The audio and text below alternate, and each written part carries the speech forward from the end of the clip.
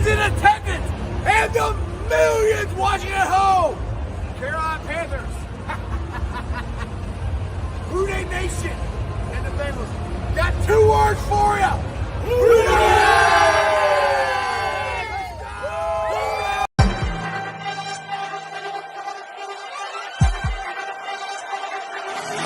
Let's go.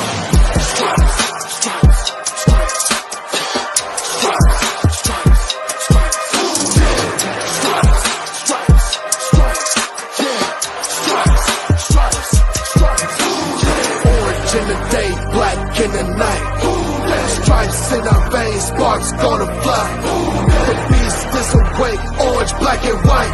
Cause when the jungle come alive, Houday, we ignite and Cincinnati, we gon' rise and in the jungle, we unite and drippin' orange and black and white. Houday, when we fight, live and die in these stripes. Wake up the beast, every day is a feast. Time to bust it off the leash. In the jungle, drippin' heat. Tigers strike the city streets. East side, stand up. West side, stand up. If you reppin' Houday, time to put your hands up. Bengal stripes, we in it. New day, new age, yeah, we get it. Cincinnati, jungle fitted. Houday in our house, we win it. Orange and black and white, we build it. Earn our stripes, you know we kill it. Bleed our colors, jungle drippin'. Nasty, natty, yeah, we lit it. Lit the crowd, get the city loud. Yeah, we feastin' now. Fit the bounce, make the city howl. Now we beastin' now. Thunder through the tunnel, from the sideline to the huddle. Stripes we tatted on the jungle when we flex that Houday muscle on them.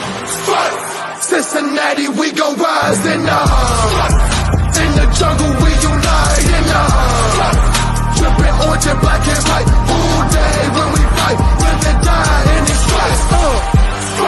Now who gotta move like it on? Now who wanna move close on? Now who wanna move on? If you got stripes and you let the city know you rock 'em, yeah, we got 'em, yeah, we fought 'em. Like that black and orange upon 'em, Bengal bottle, never stop it, till the beast and know 'em. Houday rockin' with the diamond stripes, flossin' on the ring. Cincinnati, she's our queen, we gon' show the world who king. Orange in the day, black in the night. Stripes in our veins, sparks gonna fly. The beast is awake, orange, black and white. Cause when the jungle come alive, Houday, we ignite and Cincinnati, we gon' rise and in the jungle, we unite and drippin' orange and black and white. Houday, when we fight, live and die in these stripes. Now who gotta move like it on? Now who wanna move close and on?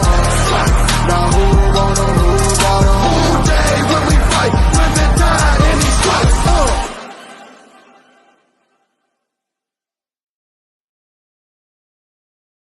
Hey guys, what's going on? Welcome to the show. This is Sports with Strawberry Ice. I'm your host, the Iceman, Jeff Trunapole. And as always, I bring you sports from a West Side point of view right here in the great city of Cincinnati, Ohio, home of the AFC champion Cincinnati Bengals, and of course, home of Jackpot Joey and the Jackpot Joey beer. So if you guys have not had any of this Jackpot Joey delicious beer, check it out because it's not only delicious, but it's also award-winning. I know you've heard that a million times on here. But if you guys are looking to get any of the Jackpot Joey stuff, go to jackpotjoey9.com. Portion of the proceeds go to the Joe Burrow Hunger Relief Fund and the Joe Burrow Fund.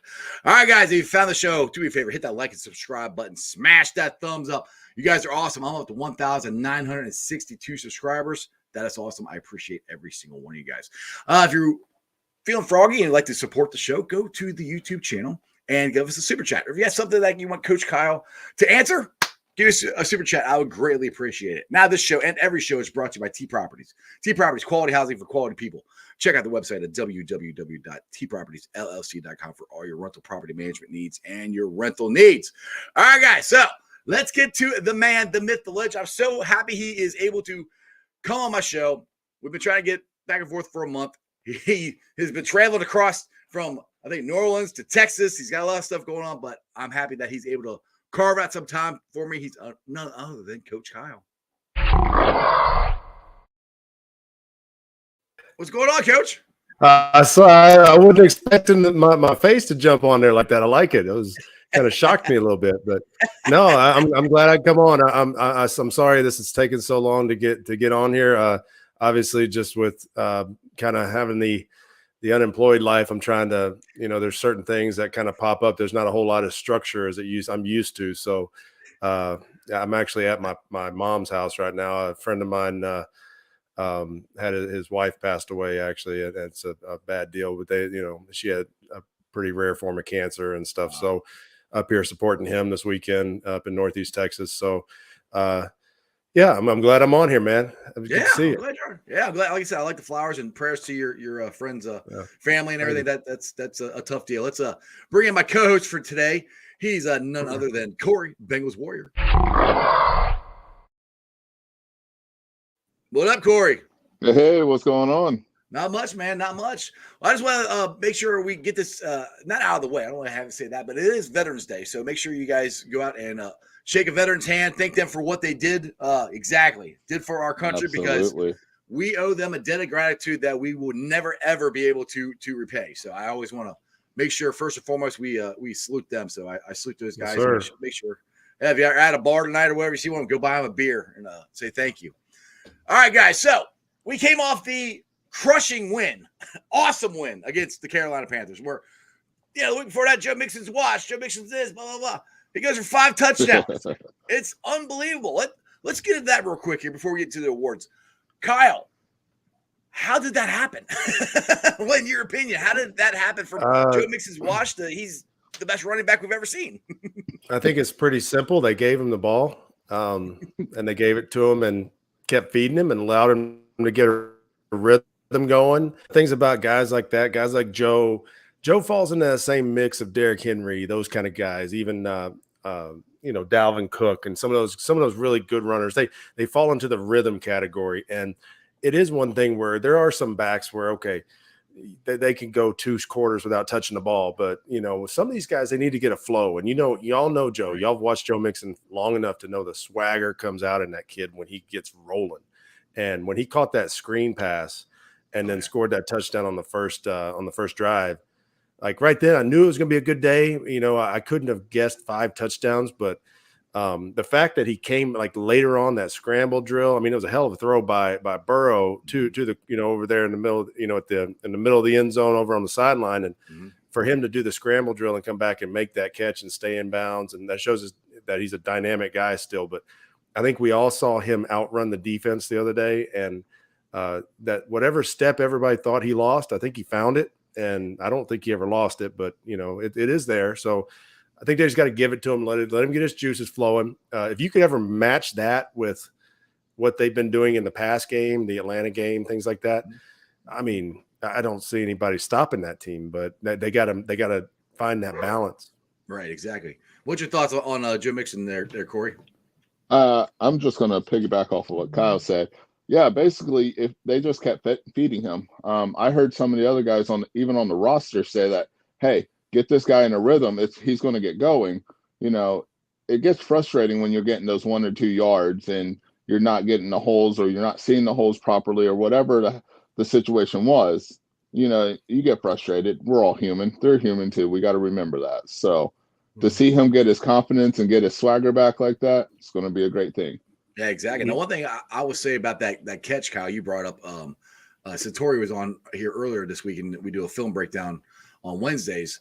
And what was so awesome about that play for both Joes is Joe Burrow, jackpot, threw it before Mixon was even looking. If you break the film all the way up, Mixon's got his head turned to the stands because trying to scramble, he's moving all over the place. Also, he looks up and the ball is there. So I mean, that's what jackpot does. I've seen him do it all the time with Chase, where he'll throw the ball before he even gets out of his breaks, and that's exactly what he did on that play. Well, one of the good things that Joe Burrow he understands is when he threw that ball, he was going to throw it where if it didn't get caught, it was incomplete. And if you look at these back shoulder throws that he throws to Chase and to Boyd and Higgins and those guys, when he throws those, he knows, okay, if for some odd reason the timing is off or maybe we're not on the same page, you know what? I just aired an incompletion and we'll go to the next play. And that's what's so good about him is he puts it in spots where it's still catchable, but it's going to take a good catch. Don't get me wrong. Yeah. One other thing about the run game before we move on from that, the offensive line showed tremendous progress in this last game, and the reason I'm saying that is a lot of things people are seeing with Joe is how he's trying to make these cuts too soon and things like that. Well, a lot of times the point of attack blocking. So if they're running like their wide zone to the right, the DN comes loose and he's forced to make a cut, or he's running inside zone. There's a 3 technique standing in his face, or a blitzing linebacker standing in his face. They got him started. And I've said this since that we brought the kid in when we drafted him was if you could just get him to the line of scrimmage, he's fine. He's good from there. But you didn't see any of that leakage that was coming through that you saw earlier in the season. Right. Now, do you think it has something to do with him trusting the line more? Because, I mean, I know, and I'm as big a fault of this as anybody is where, I was more thinking it's going to be plug and play. They have basically, we had 4 new guys, almost 5 new guys basically there.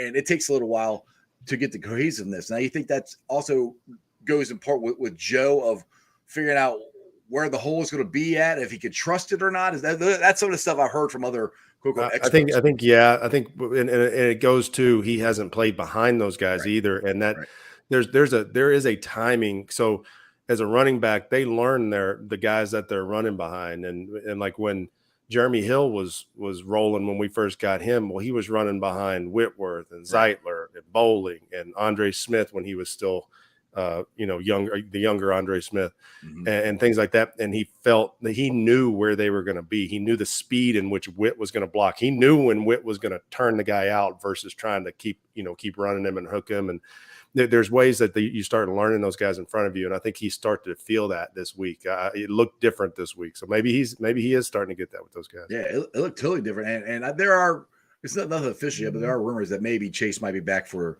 the Steelers game, but be that as it may, I'm curious of how with the new, I won't say new run game, but be able to run the ball like we want to, and what Chase and Burrow have already done. If we can get, like you said earlier, we get a mix of that, dude. I don't know. And there's some people said it. A lot of people said in the comment here, I don't know who could stop us. I mean, that's scary. I mean, that's the offense that we all thought we were going to have at the beginning of the season. Yeah, and they've got to trust each other when they're doing it, and they can't get. I don't think anybody has an ego necessarily on this team to where it's like, hey, why is Joe Mixon getting all the touches today, and I'm a receiver and I'm not getting anything. I don't feel that, but I feel like that sometimes when, if Chase is having a bad day, it's like almost they feel like they need to force it to him, and we did that with AJ Green sometimes. I mean, it felt like sometimes if AJ was having a bad day, we felt like we had to force it to him just to get him going.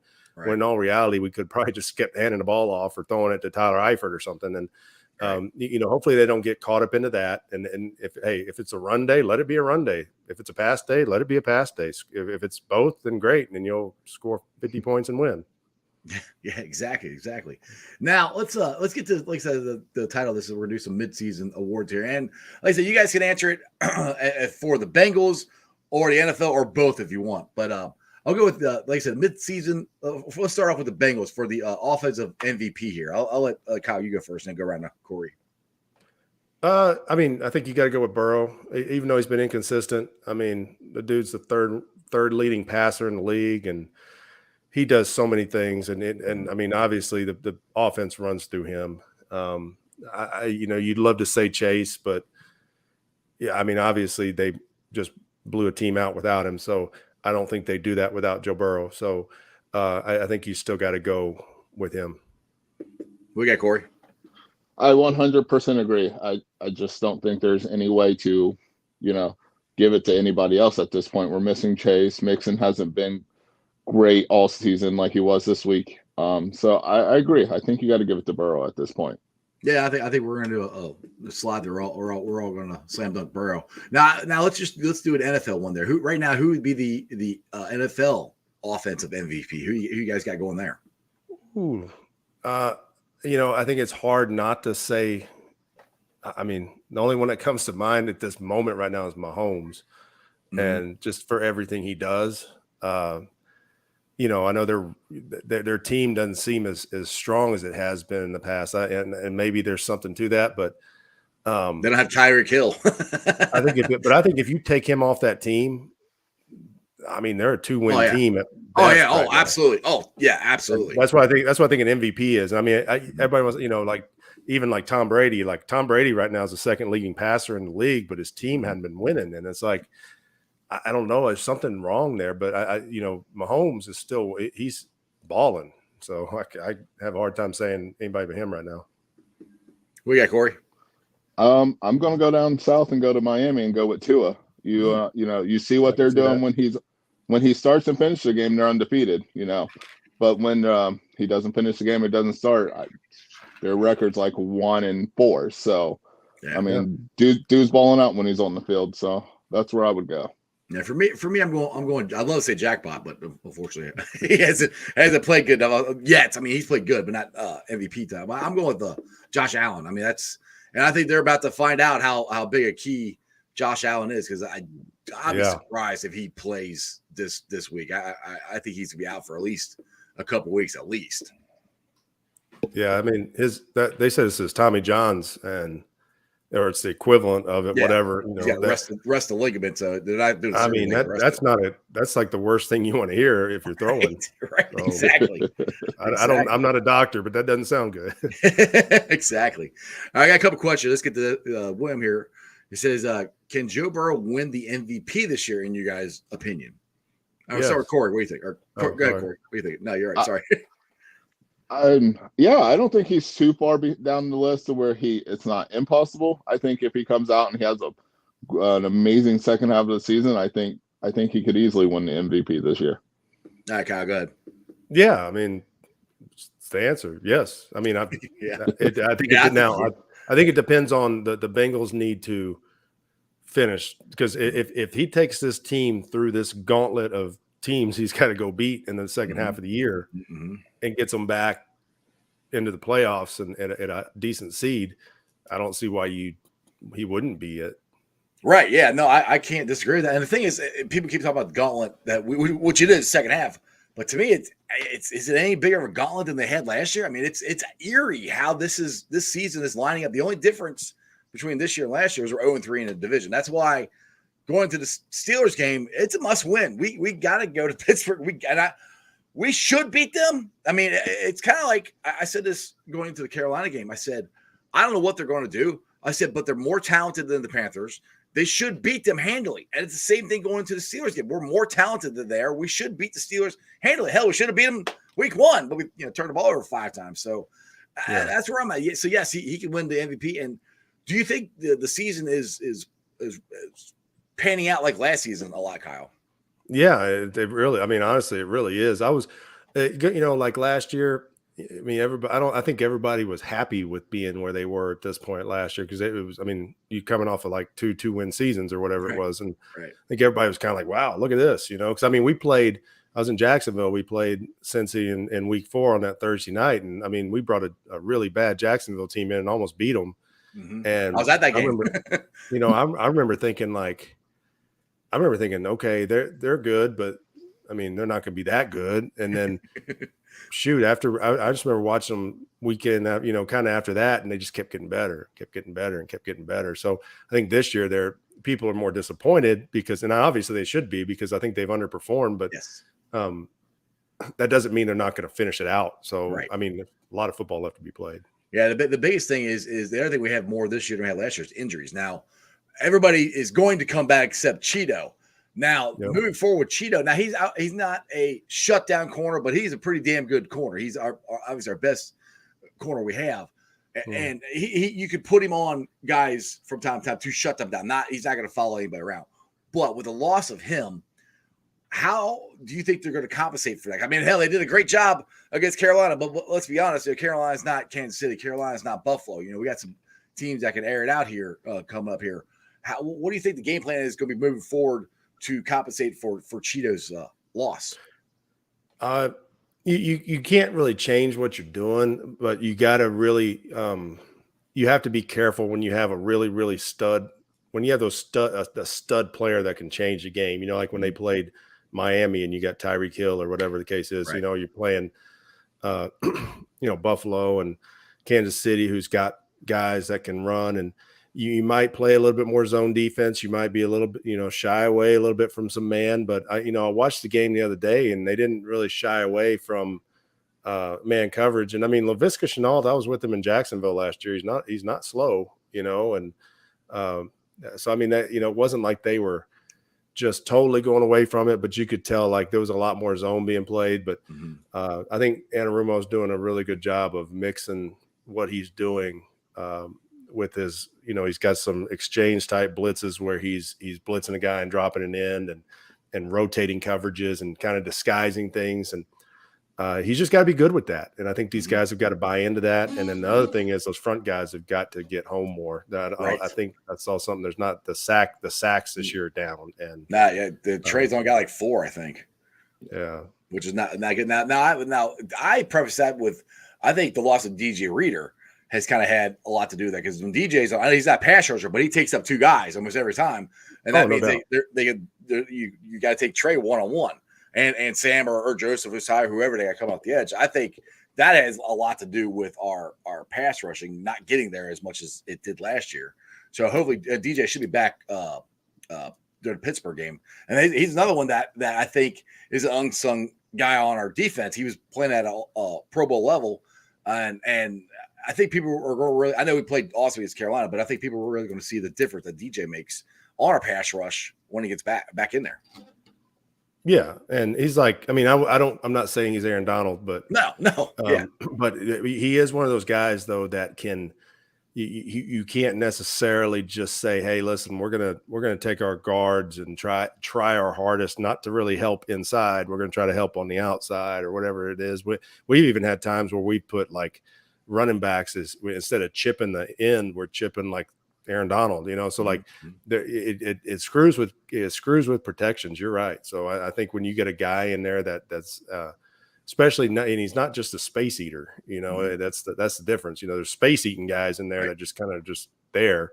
I mean, he's not a space eater, so he is one of those guys that they're going to have to spend a little bit more time on in the protection area. Absolutely. He's a difference maker. All right, let's get into – all right, so we did offensive MVP. Well, who you guys got as the defensive MVP for the Bengals? Corey, you can go first. We'll go around that way. I'm right there with you guys. I've been on the Reader train all season. I think he's a big, big influence on there. Obviously he doesn't get the numbers and the sacks like we like, but he's – we were top 5 in the run game when he's in there, and then we're bottom 5 when he's not in there. Dude, he's a game changer, especially for offensive planning, and that ends up helping out the ends and everybody else. So I would go with Reader. I like Reader. Now we got Kyle. I'm going to go with Hendrickson, and I just think because I've watched him do things that may not go in the stat column, some things, because he took that tackle the other day, the 6th pick of the draft, Akwowu, I think is his name. And he had his way with him. But Pro Football Focus graded him real high. Right. I'm talking about the tackle. And I'm like, man, he got pushed into the quarterback about 5 times by Hendrickson. I mean, he just literally big boyed him like I do with my sons, just pick him up and set him down. Right, exactly. I was like, yeah. I mean, so but I've seen the consistency from him over the whole year, and he really does things that open up other things, and he sets the edge. Like if you watch, not a lot of people are running around the edge on Hubbard and Hendrickson. And a lot of that stuff is either just getting strung out. A lot of those runs are the jet sweep, even the jet sweeps are just getting strung out, or they're getting turned back inside. And when you get Reader back inside, good luck. So yeah, exactly. I'd have to say Hendrickson. Yeah, I would say Hendrickson too, just because he's played all year. It would be DJ, but he's been out for a couple of weeks now. Yeah. So that's kind of. What about Logan? I mean, there's. Oh, that's true. Another one has been out though. See, if they weren't injured, I think Logan Wilson is another guy. He missed a game, right? Just one game. I think he missed 2. I think he missed, yeah. But he's consistent though, which is good. You don't necessarily hear a lot about him, but if you really go watch the game, he's consistently doing things. He's causing things to happen. I mean, he may not make the tackle, but he's the one that's stepping up in the gap and making the guy cut back or whatever it is. So I've seen a lot from him too. One thing with Logan too is you can keep him out there all 3 downs. I mean, who was the interception at the beginning of the year? I can't remember what game it was, but he acted like he was going to blitz and it sprinted straight back and intercepted the ball, and then ran another 10 yards. He probably ran 50 yards from up to back. But that play alone right there, that not everybody can make that play, at all. That's ridiculously athletic and just smart, and being able to sell it that you're going to blitz and then nope, you're dropping back. So that's where I really, and again, Logan Wilson would be another consideration, but again, MVP for me, you at least got to stay healthy. Cheetah, I mean, that's where for me the 3 biggest guys that have been on the defense is DJ, Wilson, and Cheeto and Trey. Or it's a 4, put Trey in there too. Those are your biggest guys, and 3 out of the 4 have been hurt. So one of them's gone for the year. So that's. But those are our main studs. And along with, I liked it last week, Jesse Bates. I don't want to say finally get going, but it felt like the Jesse Bates of old. That was good to see him get going too. And I think that's another big key since Cheeto is out, that Jesse needs to step up some more. And it looked like he did that last week. Well, they were like I mentioned, they were rolling their coverages a little bit. Mm-hmm. So the interception he got on the visitor's sideline, that's the only way I can remember to tell you where it was. I just remember it was on their sideline. Right. They blitzed the nickel and they kind of rotated the coverage a little bit. And I think it threw off, oh my gosh, lose my mind. Played last night. PJ Walker. PJ Walker, yeah. Golly, I forgot his name already. Dude, I forgot it too. So I'll try to help you out. Man, I was a major brain fart right there. Well, you've only been driving for like 4 hours today, so I'm sure you're tired. 5.5, but it's okay. Yeah, 5.5. Yeah, in the rain with a trailer behind my truck. But, oh, jeez. Yeah, you're probably burnt, dude. Nobody's looking for sympathy over here. But he did that though, and I think that's where Jesse Bates comes in. Comes into play is when you can start getting, because he can run and he can cover a lot of ground, and usually he's the deep safety. But if you can get him into a half or a quarter and let him have a smaller area, obviously he can cover the big ground, but you give him a smaller area like he was kind of in a cover 2 look when he intercepted that pass. And he was just kind of waiting back there, and Walker just threw it like almost right to him. But the guy in the orange helmet, yeah, I'm gonna throw it to him. Yeah, I mean, it was I think that those kind of things for him, especially to get him moving around back there and not always knowing where he's at, and it allows him to use his athleticism kind of in a disguised way to get more play. Right, exactly. All right, so let's go with most improved on the Bengals here. Who's been the most improved or most impressive person that you guys have seen this year? Okay, Kyle. That's a good question. I will say, oh man, you put me on the spot with this one. I got him stumped. Most improved. You know what? I don't know if this is improved or not. I'm only throwing it out there because I kind of watch him a lot. I think Samaje Perine. Yes. Mm-hmm. There you go. I've seen his pass protection is. Oh, he's one of those guys that people wonder why he's in there on 3rd down so much. Well, he's awesome at it. He's shut down. He's shut down back there. You want to shut down corner on defense. You want to shut down blocker running back. And I had a kid in Detroit, Kerryon Johnson, who was a 2nd-round draft pick and out of Auburn, and he was known as a runner.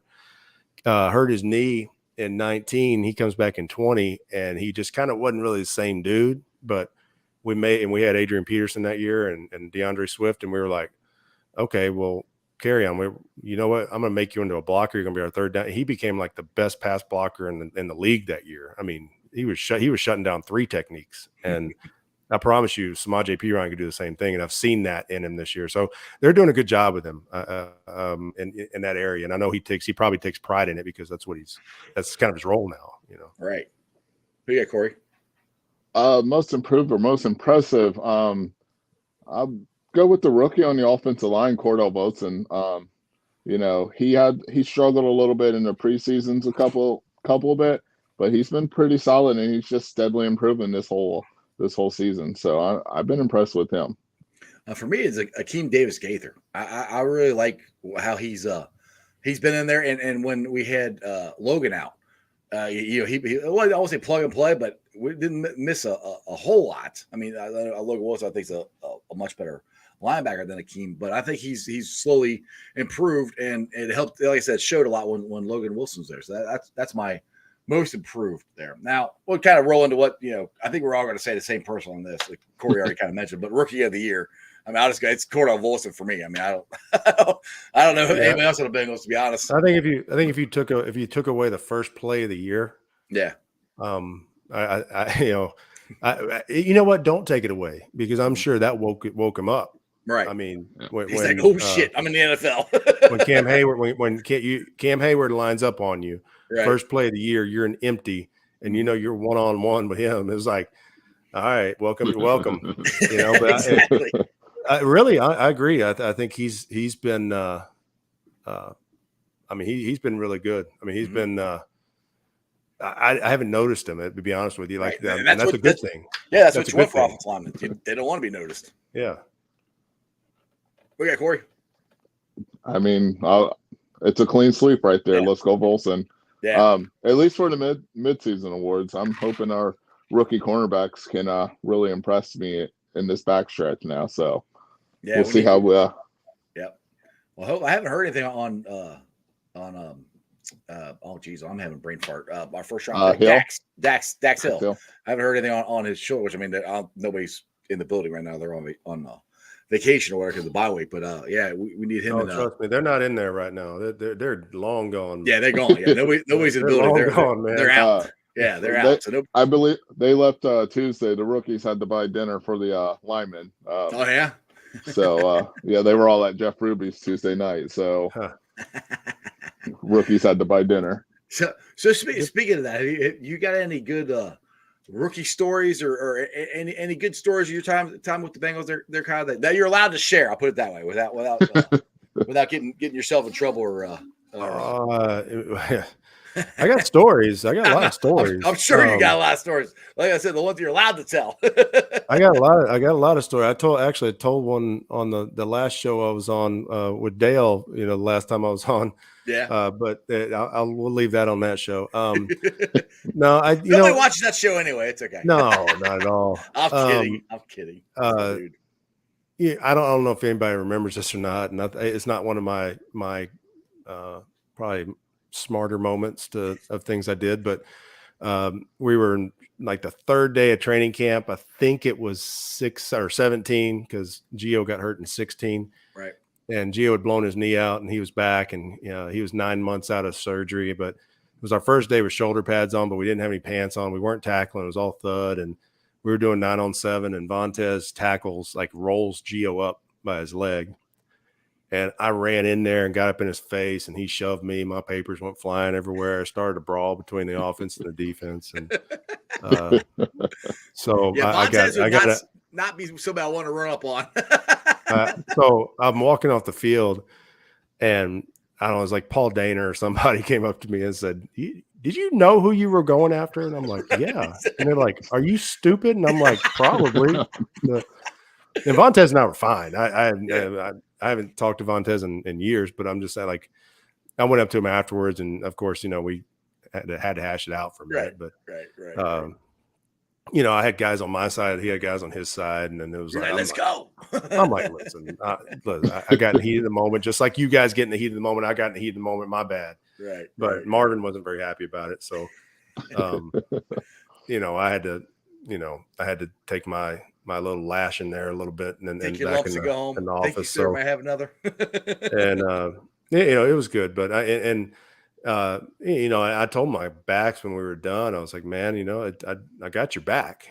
Yeah. I'm probably not going to go fight Vontaze every day for you, but that's probably a good idea. But no, and it was funny because like all those guys that everybody said just they weren't likable and all this kind of like the Pac-Mans and the Vontaze is not like I liked all those dudes, man. I thought, I mean, they had issues here and there, but they were good people to me, around the team. That's why you didn't hear any teammates ever bash those guys. Right. I mean, like Russell Wilson's teammates are bashing him or ex-teammates. Yeah, I mean, him. That's the thing. You can tell who is a good teammate is, when they leave the team. So, it's like when Russell Wilson leaves the team or whatever, and somebody says something and you see it, or, obviously when Tom Brady leaves the Patriots, and you could tell that they missed him. And I think people said it, and it's kind of like, okay, he was a good teammate. So. Exactly. Now we got some more people here talking about improved players here. Now this is a good one too. I think Haas here has a Denergy. I think he's definitely probably our best backup lineman right now. I would say. I think he went in and he played. Didn't he go in when Lyle got hurt for a minute? Yep. Like one of those. I can't remember what game that was, but I don't remember him being an issue. So yeah. And again, he wasn't noticed, which is he wasn't noticed. This is a good thing. Exactly. That's exactly what offensive linemen want to be. They don't want to be noticed. All right, we got like two more here. Let's go with the best coaching job as far as the Bengals go. Who do you think's done the best coaching job this year? Go for it, Kyle. Who you starting with? Me? All right. Yeah, you. Lou Anarumo. Yeah. And I say that because he's dealt with a lot of injuries. He's dealt with kind of an inconsistent, the offense has been inconsistent at times. And, they had, obviously the Cleveland second half just got out of hand at that point. But other than that, the defense has been, the defense has been consistent, and it's been with different people. And they've shown, like I said, the ability to disguise, the ability to mix things up.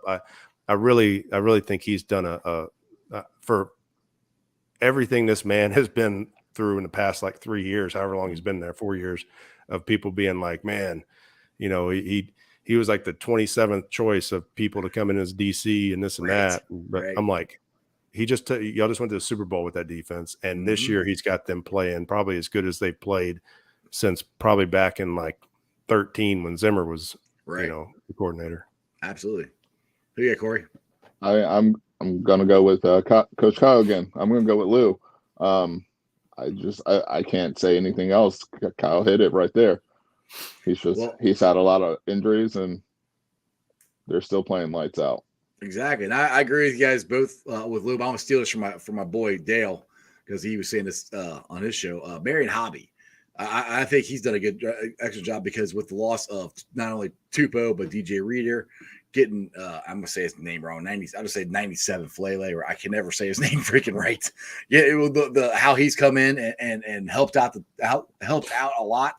And that's where I think he's done a hell of a job this year. Of course, Lou, you can't not say Lou, because if it wasn't for him most of last year and all of this year, we wouldn't be anywhere close to where we're at with this team. So I would say one honorable mention. I think it gets overlooked a lot because of the talent, but Troy Walters, the receiver coach, you got to think about this, the amount of talent in that room, and how they're not, the egos haven't taken over and things. And, Troy's been a coach for a long time. I actually coached with Troy for a brief moment at Indiana State, of all places, but I didn't know Indiana State had a football team. No, trust me, it had one, and it was 3 years of my life I'll never get back. But they got really good people there in Terre Haute, but we just had a rough time when I was there. But no, I would say just there's a lot of things, like everybody wants to say, oh, well, the receiver coach, man, he's got all the talent. Sometimes that's the hardest thing to do, is to manage your talented room, make sure they stay on point. And I think he's done a good job. Now I got a comment here from the White Wolf one here, and I can't disagree with this. And I'll just put it in, Darren Simmons, in my opinion, is still one of the best special teams coaches, but I would say the special teams in general have been kind of disappointing this year. And do you think, with that being said, do you guys think that they're going to make a change at punter with Huber? Because I've said this before, I'm like, you have Drew Christensen there. Let him try it. I love Kevin Huber, but I don't think people are banging on his door to go sign him. So if it doesn't work with Drew, you always bring Huber back. I'd be careful what you wish for. Yeah. When Kevin's been as consistent of a guy for years. I know, I understand age gets you at some point, Right. I would be very careful with what you wish for sometimes when it comes to making changes of something that maybe is just kind of on the struggle bus for a minute, because Right. you can always go park that bus somewhere and get off of it. So, and maybe a little break could be good for him. And Maybe. I think anybody, I mean, I know Kevin probably, I mean, obviously I was around him for 9 years, but he's one of those guys that he knows he's not, naive to the fact that he's having a hard time. Yeah. And he'll, if anybody's going to change it, it'd be him. Now, if McPherson was having a hard time and he's in his second year and you can just see just craziness going on, that'd be more concerning than him. But, I mean, I don't think there's anything. I mean, if they do change it, then like you said, I'm not sure if anybody's going to go sign him off the bat and then you bring him back. But I'm a Huber fan. I mean, I'm a Bearcat. So, I mean, I've watched him since he was in college. So I was ecstatic when they drafted him, and he's been a great punter for us. And I hope he does get it together. I mean, we need him. You just gotta be careful with like I said, just there's a point where you're getting greedy, and there, if you right now it's you're in a point in the season where you've already lost your long snapper, and you got to remember this too. You know who holds the kicks, right? For McPherson. Exactly. Yep. There's a lot more to this than just the. I agree with everything you're saying. Yeah, I agree with all that. I do think the holding is a thing. And I'll tell you this. Darren Simmons is one of the most detailed, not just coaches but people that you'll meet, and there's a reason that he's been there for so long. There's a reason that Zach kept him. I mean. Not that I wasn't detailed. I think I was pretty damn detailed too, Zach. So yeah, Zach. but no, Darren is cool. I mean, he actually came on my show. So he's been the only coach I've gotten on my show. It's like, yeah, I'm a big Darren Simmons fan. But Darren is. I mean, I don't think he's doing anything out of personal love for Kevin or anything like that. If that was the case, trust me, like guys like Mike Nugent would probably still be there. But right, That's James here. He's got a good point. He said, and this is Darren Simmons said this. He said that he's great on the range, but can't bring it to the first tee. Golf reference. But he's kicking the ball in practice and everything. He's doing great, or punting the ball, I should say. In practice, everything he's doing great. For some reason, it's not going to the game. I know that's I mean, Darren said that this week. Sometimes it's like anybody else. You're just having a slump, and just need one of those slump breakers. Yep. We know. Well, it's off. It's the bye week, so you go. I'm not saying go to the bar and get a slump breaker. So I got to ask you this question. Crypt Keeper put this in there. And he said, Coach Kyle, when you met Slash from Guns N' Roses at Paul Brown Stadium, did you let him sign or autograph your chest? Did you actually meet Slash? I did meet Slash, but I did not let him autograph my chest. I would have, yes, but I didn't. I did not. That was random too. So just happened to be walking around down into the tunnel and stuff. So but yeah, sorry, my wife was calling me right there. I was like, are you good on time? Do you need to I got about 5 more minutes probably. Okay. I got to roll. Cool. Yep. But yeah, no, I did meet Slash. I thought it was cool. If I ever meet him again, totally, I'm taking my shirt off. I'll get it done. And this is why his wife is calling him right now. Yeah, exactly. Baby. She might be watching right now. She heard the Slump Buster thing or something. I don't know. Yes. What did you say about Slump Buster? All right, Kyle, I have a random question. Go ahead. Yeah. Did you the tight end? We drafted him out of Georgia, and he had a nickname, Crash Dummy. Who? Crash Dummy. It was a tight end. You're not talking about Orson Charles, are you? I can't remember his name. That's the only tight end I can think we drafted out of Georgia. But he came out in his rookie season. He got a nickname called the Crash Dummy because he would just run and hit people. Yeah, Orson Charles, right? Yes, I think so. Yeah. So we moved him. We moved him to fullback. So he actually played. So he was a tight end, and then we bumped him over to fullback, and then we bumped him back to tight end. So it was he was kind of all over the place when he came in. Is there a specific story you can tell us why he got that name? Like, I don't. I wish I had a story for you. I don't. He I would really literally don't. run through walls for you. Yes, he would do that. I'll tell you. No, I'll tell you this much. Like, if you ever met Orson Charles, like he's one of the most put together people. I mean, I'm talking about physically just jacked people you'll ever meet. Nice. That's somebody you wouldn't want to go up against in a fight either on the field, probably. No, I wouldn't. I wouldn't have even gone near him. I mean, Vontez was probably shocked. Like Orson would have just. Orson actually, I'll tell you this. I was doing a drill with him one time, and obviously I didn't have a helmet on, and I was working something, and I was working I was working backwards on a lead block for like a inside zone lead play, and so I said, "All right, put your face up here and put your helmet under my chin." I was trying to get him like down under there and get his hands in the right place, and when he put his helmet under my chin, he went wham, like with the top of his face mask. You know, you got the two bars at the top of the face mask. Right. Went right in my chin. I was just bleeding everywhere. I was like, needless to say, I've learned different ways to coach fullbacks. You might need to have a helmet out there while you're coaching people. It sounds like. Man, I'll tell you, some guys I do. I mean, I used to rush Kevin Zeitler in pregame. Yeah. He threw me on the ground one time, and that's the last time I did it. So. Oh, geez. Is there any videos of this? I don't think so, because this was like pregame. We didn't even have pads on. He just come out there and he was working on his set, and he worked on his set and his post in, and then he'd like work on a spin move and stuff. And one time I was doing the up and under, and he threw me about 5 yards to the left. So I was like, all right, you're like, I'm good. I'm out. I'm done with that. All right, real quick, one last one. I'll get you out of here, Kyle. But like, who would get your leadership award for the Bengals this year on the team wise? As a player, right? Yeah, as a player, yeah. Oh man, I will say this. I'm not going to say Joe Mixon, but I like the way that he has taken controls of some of the situations that I've heard when he's going in and trying to get things right.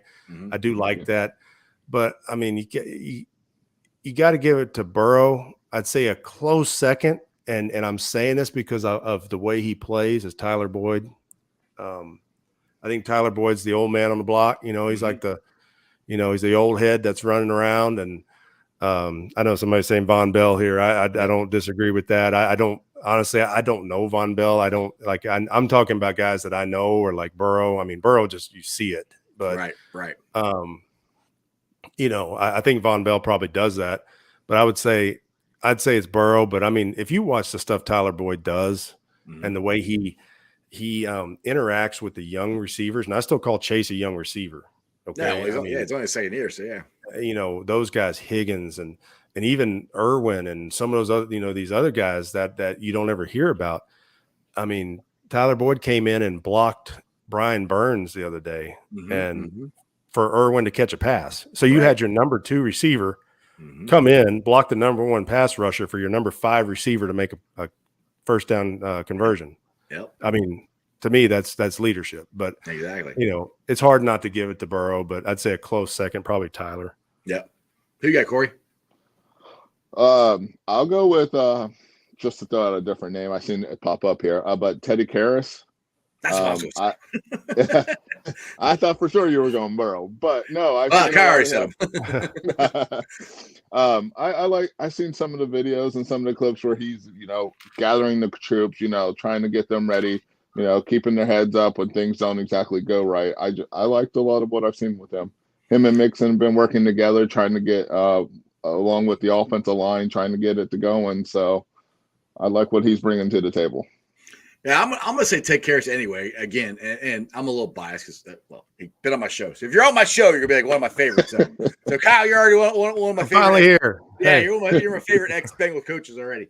So, but I do like what Teddy K has brought. I mean, for being named a captain from as coming in as your first year, I think that says a lot. And just watching the mic'd up stuff where he's fired up, said he's like, yeah, let's fucking run the ball. This is great. But, he's getting, I don't know, watching that stuff and then watching Joe make fun of him. He goes, Well, I had to slow down because Ted was in the way. Ted's like, what did I do? Just that interaction for being the first year on this team.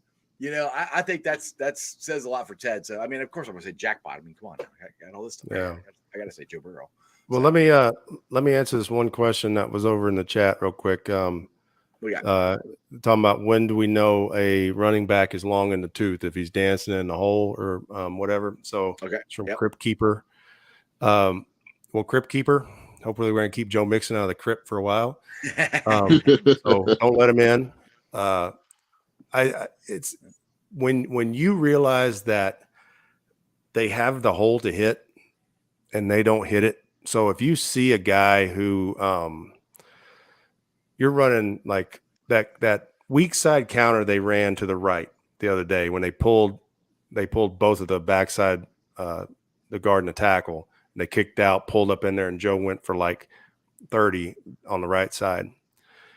If you go find that play, if Joe doesn't hit that hole, then it's probably time. But he didn't hesitate. He understood it. There's times though, man, it's some of these plays, you don't know what the read is as the casual fan, because some reads change. And, some teams read the front guys. Some guys read the linebackers. I know with those two plays that he scored on the duo plays that they were just man blocking, double teaming up front and letting him run.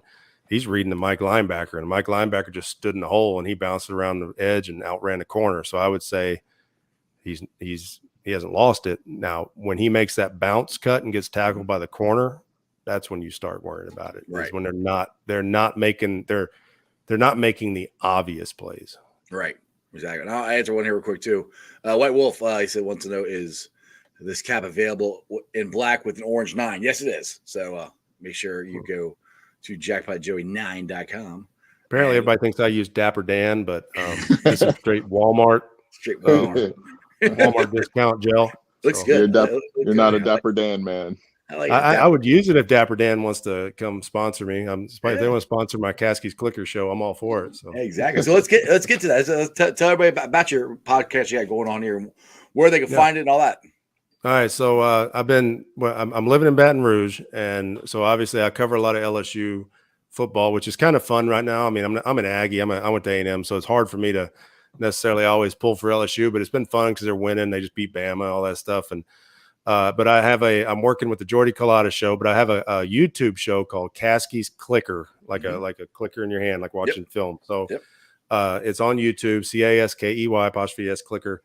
Like you said at the beginning of your show, hey, come on, subscribe, like, I mean, hit the little bell. I mean, do all the stuff you got to do.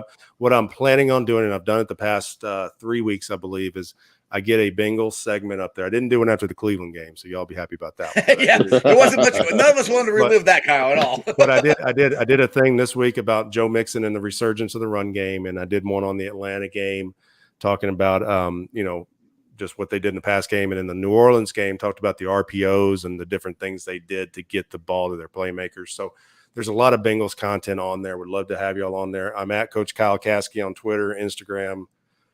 Everything, all my social media is at Coach Kyle Caskey. No underscores, no nothing, just straight up. And would love to see you guys on there. And I try to interact as much as I can. What do you ever do this? Do you ever do this live, or is it always taped? It's live. So I do it live, but the live shot is a lot of times so Jordy Culotta's show is a LSU based show out of Baton Rouge. That's from 7 to 9 Central. Okay. Every weekday morning. And what I've been doing is on Tuesdays, I do like a little teaser at the end of his show, and then we take a little break, but the feed remains. So it's usually on his feed. It's because we already have 600-700 people watching at the time. I think after the Bama game, I think last week we had 1,400 watching. Yeah, so you probably had a lot after that. Yeah. So we just let the feed roll. And then I go straight in there, and then we record it, obviously, and then we break it up, and it goes onto my page after that. But yeah, it is live, and it's usually on Tuesday mornings. This week, just because, like I said, I've got this stuff going on here this weekend. I hope to get it done on Tuesday morning. If not, it will be done at some point live. But it will be announced on my Twitter, obviously. So, but yeah, if you don't mind sitting through an LSU clip or two. I usually get to something Bengals related or NFL related towards the end. I'll definitely have to check that out. Now, since you're down in LSU, are you down with Brian Kelly and his family? I'll tell you what, man. I don't think anybody in Baton Rouge cares what he sounds like the way that they've been playing. Exactly. After he beat Bama, he can sound however the hell he wants. And you know what's really funny about it is that I think that might have been the only time he's done it, because if you listen to his press conferences now, he sounds just like Notre Dame Brian Kelly again. Right, so, right.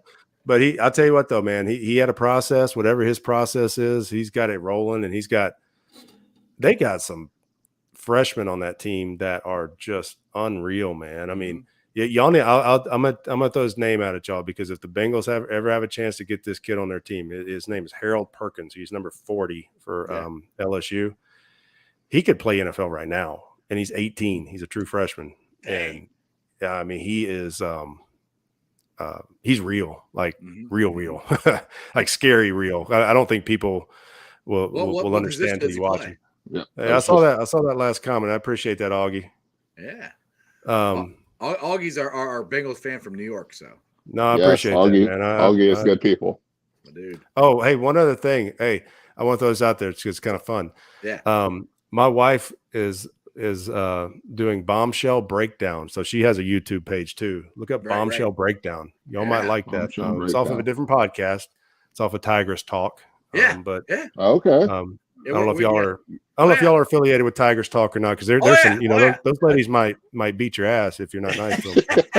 No, Whit and Jess and all of them. Yeah, they've all been on my show. Yeah, she's part of that group, and yep. So anyway, so she has a Bombshell Breakdown. If you ever get a chance, look up Bombshell Breakdown.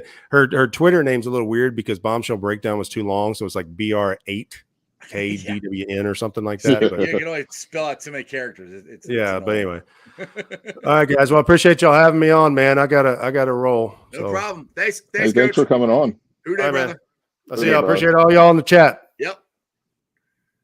All right, that was cool.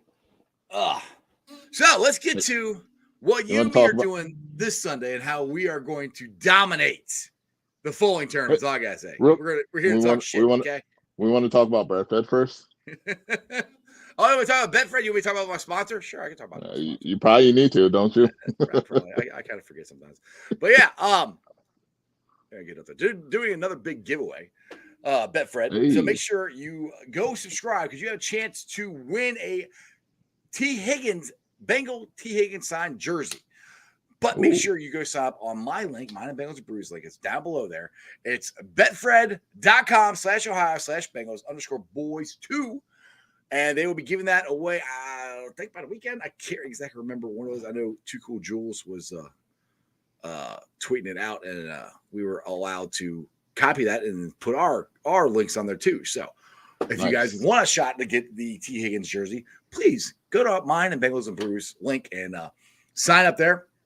I tweeted the instructions out on my Twitter, so you can go find it out there. And I know Arrow did, and I think Dale did.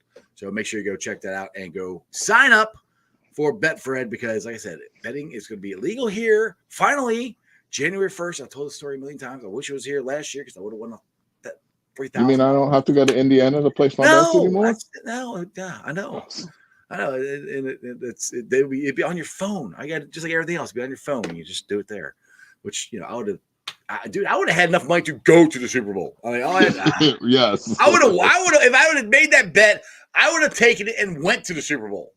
Right. But I didn't, because we couldn't bet in Ohio. I had to go to Indiana. So January 1st, we can bet in Ohio, and it's going to be on your phone. So go to betfredsports.com/Ohio/Bengals_boys2 and sign up. I greatly appreciate it. All right, now let's start having some fun here. Let's talk some smack here. What we got going on? Oh, we're talking smack. All right, here we go. We're gonna dominate the Fulling tournament. When is it? It's Sunday, right? Sunday. 12 to 5. Yes, Sunday.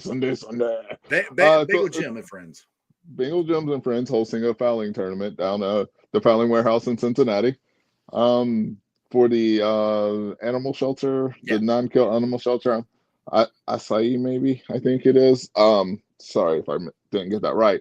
But if you go to the Tony the Tigers Bengal Gym, one of their pages, they're still accepting teams. Go ahead, sign up. come out, see us, talk some smack. We'll just come out, hang out, watch out. It's going to be cold this weekend, so it's going to be warm inside. There's going to be beer, food, and a lot of cool people. Yeah, now you're talking my language. So now, you had your charity duck race on Jim's show this past Tuesday. Is that correct? Yes, this past Tuesday we actually did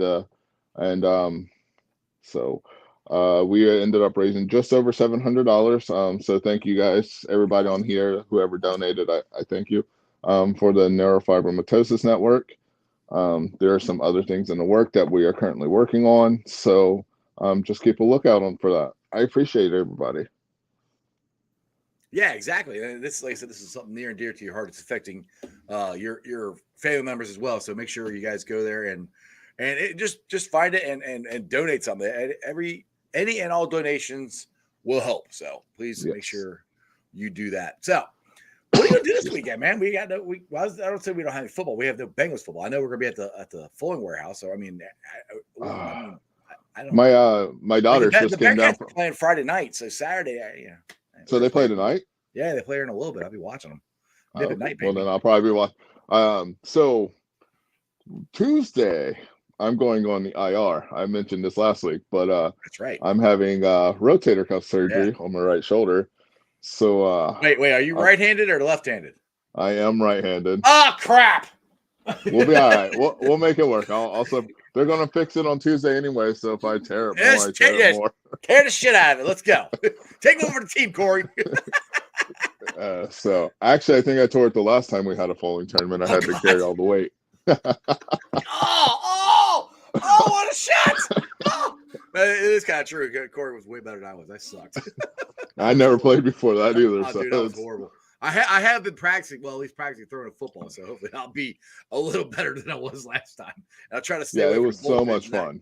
Not get hit in the shin with it like I did last time. Oh man, it's crazy because you can end up with some random people throwing balls. Like we lost one match because we had one pin left on our end. A ball came flying out of nowhere and knocked it over. So yep, it happens. It's a fun, exciting time. So we hope to see everybody there. There you go.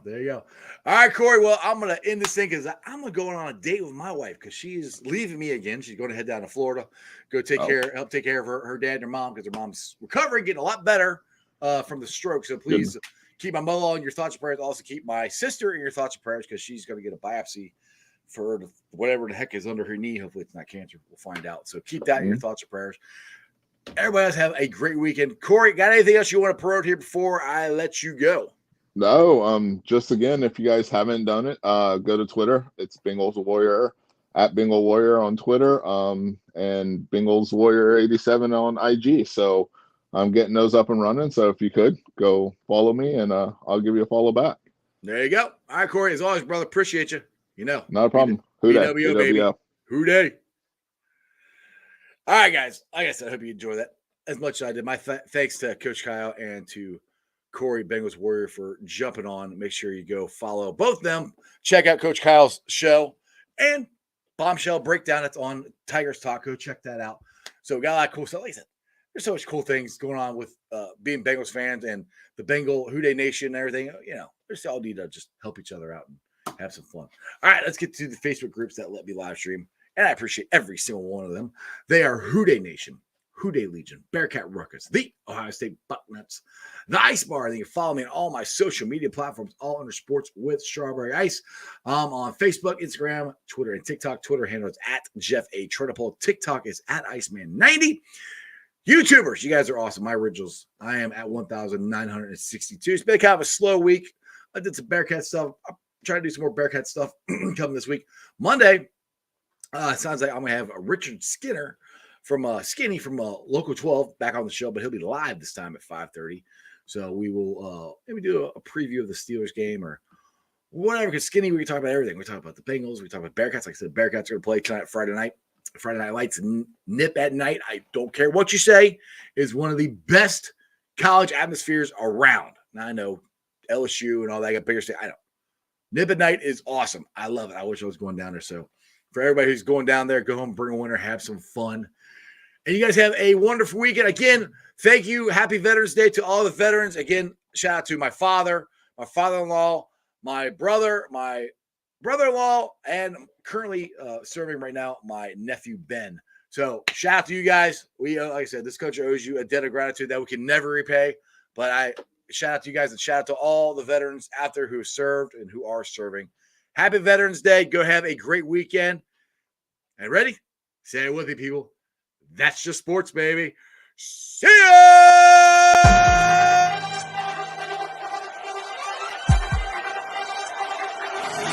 Let's go.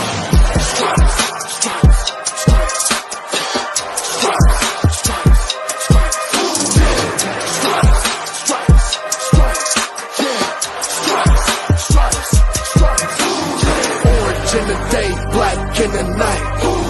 Stripes in our veins, sparks gonna fly. The beast is awake, orange, black and white.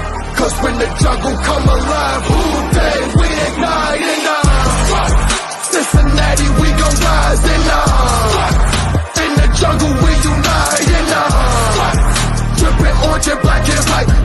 Day when we fight, live and die in Detroit. Wake up the beast, every game day is a feast. Time to bust it off the leash. In the jungle dripping heat, tigers strike the city streets. East side stand up, west side stand up. If you reppin' who they, time to put your hands up. Bingo stripes, we in it. New day, new age, yeah, we get it. Cincinnati jungle fitted. Blue day in our house, we win it. Orange and black and white, we build it. Earn our stripes, you know we kill it. Bleed our colors, jungle dripping. Nasty, natty, yeah, we live it. Lit the crowd, get the city loud. Yeah, we feasting now. Fit the pounds, make the city howl. Now we beastin' now. Thunder through the tunnel, from the sideline to the huddle. Stripes we tatted on the jungle when we flex that who they muscle on them. Stripes, Cincinnati, we gon' rise and in the jungle we unite and dripping orange and black and white.